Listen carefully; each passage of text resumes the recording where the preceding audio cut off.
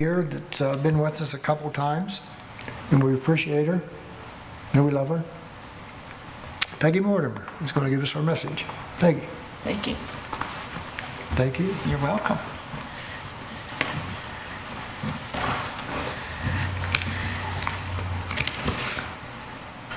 Good morning, everyone. I am glad to be here this morning, and I hope my message this morning will give you food for thought and whatever else it might bring you. On July 4th, we celebrated 232 years as a nation. But did you know that July 4th is not the original Independence Day? The original Independence Day was July 2nd, 1776. That's when the members of the Continental Congress voted in favor of independence from Great Britain. It was on July 4th, 1776 that Congress voted to approve and ratify the final wording of the Declaration of Independence. 56 men signed the Declaration. Have you ever wondered what happened to those 56 men and what kind of sacrifices they made for their beliefs? 12 had their homes ransacked and burned. Several of the signers lost entire fortunes as their businesses were destroyed by the British. 2 lost their sons who were serving in the Revolutionary Army. Some were driven from their wives, never to see them again. 1 had two of his sons captured. 5 of the actual signers were captured by the British, considered to be traitors, and tortured before they died. 9 of the 56 fought and died from wounds or hardships of the Revolutionary War. We owe so much to these brave patriots who risked everything for this country. As Americans, we walk in the footsteps of heroes who gave their lives so that we might live in a democracy. 100 years ago today, on November 11th, 1918, we celebrated the end of the war to end all wars. The major hostilities of World War I were formally ended at the 11th hour of the 11th day of the 11th month of 1918, when the armistice with Germany went into effect. Later, at the urging of major veteran organizations, Armistice Day, as it was called then, was renamed Veterans Day in 1954 to honor the service of all veterans in the military. If we remember our high school history lessons, we know that through all the wars we have experienced in our short 232 years in America, that many men and women have sacrificed their lives so that we could live in a nation where we are free to live and speak as we wish, and where we can worship in our own way without fear and retribution. Sadly, in the past few weeks, we've been reminded how easily our right to worship without fear can be taken away from us. The incident in Pittsburgh also reminds us that through the actions of loving and caring people, that we live in a great nation and should be appreciative that we do so. But it is important for us to realize that a nation's greatness is not based on its numbers, military, or politics. It is not measured on her progress or her wealth.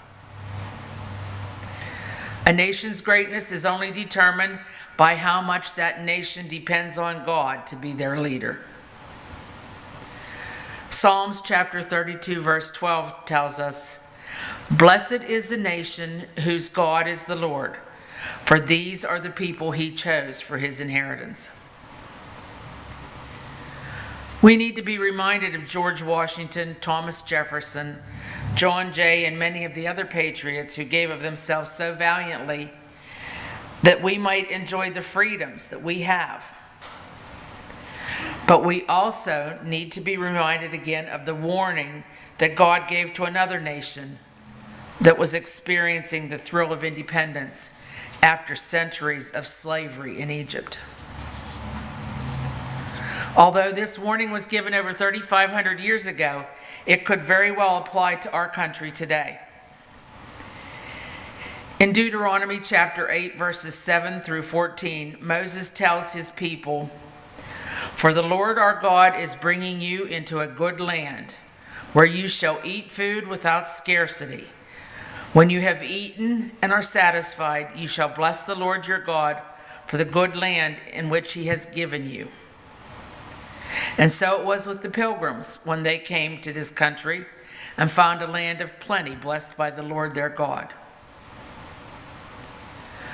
But now listen to Moses' warning. "Beware lest when you have eaten and are satisfied, and have built good houses and lived in them, and your silver and your gold multiply, and all that you have multiplies, then your heart becomes proud, and you forget the Lord your God." Verses 19 through 20 continue with, "If you ever forget the Lord your God and follow other gods, and worship and bow down to them, I testify against you today that you will surely be destroyed. Like the nations the Lord destroyed before you, so you will be destroyed for not obeying the Lord your God." Do we today in this country need to be concerned about a warning like this that was given 3,500 years ago? Can he be talking to us from the past? Is God knocking on that door saying, "You better listen"? On July 4th, we celebrated our Independence Day. Today, we celebrate Veterans Day to remember those that sacrificed for us. These are both days that should make all of us stand tall and proud. But for most Americans, it will just mean a day off of work, a day to party, a day to have fun. Too many, it will mean that it is independence from responsibility to our country, to others, and to our God. So many people today in this country are apathetic and feel that they are not responsible for what is happening in this country. From our political comedy club in Washington, D.C., to taking care of the homeless and the sick. We are God's children, and it is our responsibility to be loving, caring, and responsible messengers to others. We need to once again feel the pride of America and realize how much we have been blessed. More than any other nation in history during the last 300 years, we have become the world's greatest economic, political, and military power. But we have done something else that no one ever hears about. Did you know that we have sent more missionaries into the world to spread the gospel than any other country? I don't think it is a coincidence that we have been abundantly blessed. I believe, and I hope you do too, that it is because our forefathers were good Christian men and involved God in their day-to-day plans for this nation. They asked God for his blessings and gave him all the praise and all the glory for what was happening in America.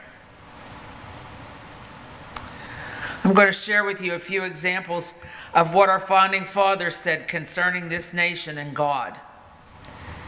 Patrick Henry said, it cannot be emphasized too strongly that this great nation was founded not by religionists, but by Christians on the gospel of Jesus Christ. James Madison, our fourth president, stated, we have staked the future of American civilization on our capacity to sustain ourselves according to the 10 Commandments of God. This is coming from a government official. Daniel Webster, he said, if we abide by the principles taught in the Bible, our country will prosper. But if we neglect its authority, a catastrophe will someday overcome us. And lastly, Ronald Reagan once said, without God, democracy will not and cannot endure. If we ever forget that we're one nation under God, we will soon be a nation gone under.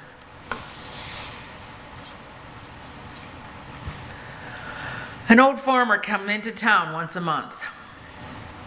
He would drive around for hours looking for a parking place where the money was already in the meter.